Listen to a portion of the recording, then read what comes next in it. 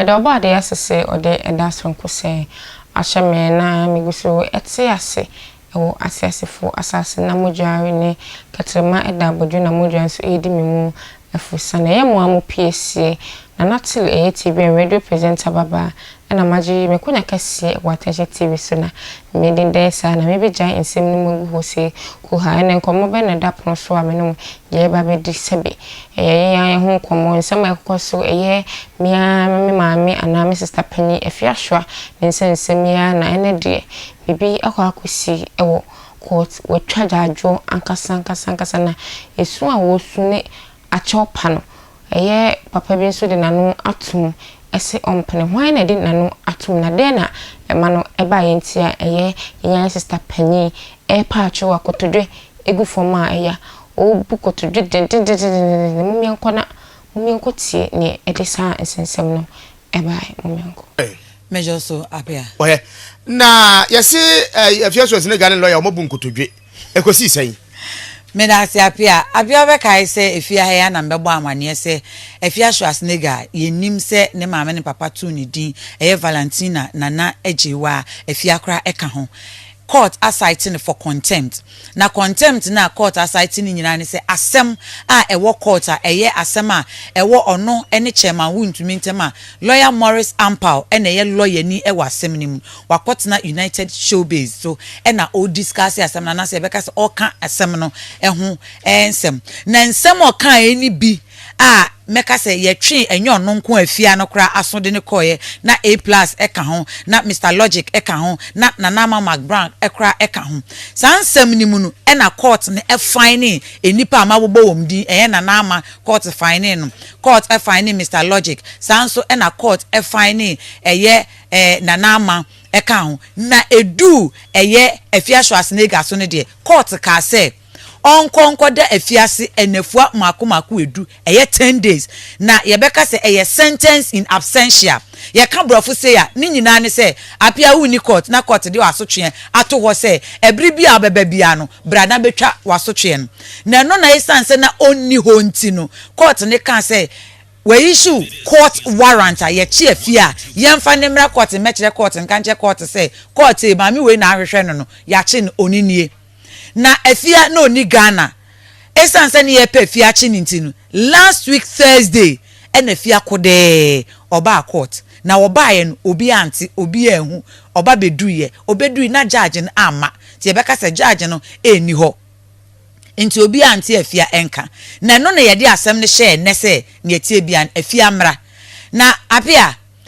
se wut tie angel kase ebo aye ma cases update ye court nsema meka wo fia se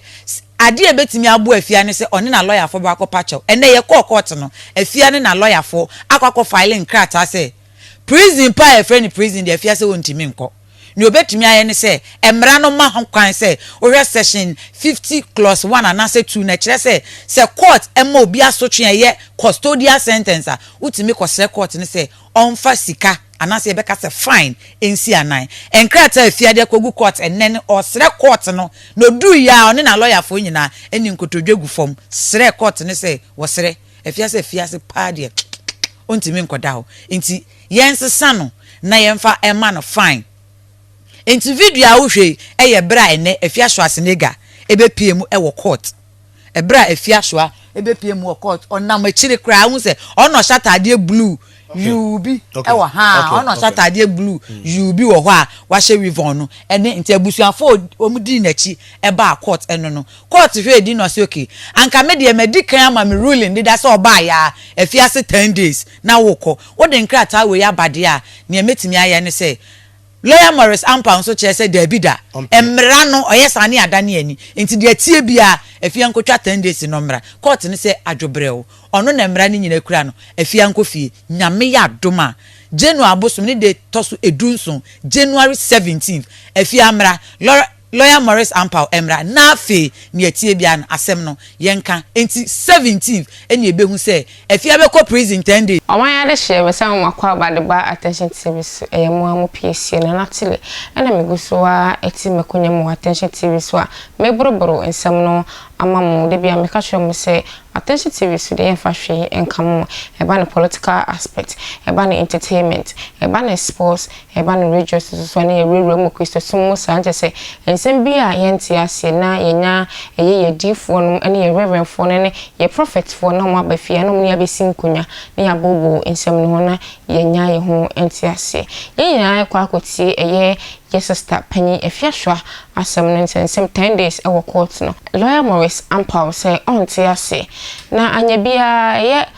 Lawyer Ampaw so nsem de ba ha eme be kan ofie we mu say ono so ne Afia Schwar anafo pa na munya atamfo na se munya atamfo a de ntina nsem no ekoso afi de 10 days no yes sister Penny pa achewa Lawyer Ampaw wo se umpre na ka wo ye odofo na eden eno bia ono ne ye find dey se wakọ nsohwem no akwama na emu se a na seja yes sister pa achewa wo se umpre achopa na wo pa na we de asemse be nyo mo fe omse echonko a ene do suro ne oben madam ase samoje mbro na moje makunya na mo hwe mo attention TV so da se ne yesan ebe hwe ya mo amodoba opiesie na natili me pam cho mo subscribe channel no emame na mo share videos no emai na mo like page ni so emai na mo fam comment no embro na me ready amam fefefe makram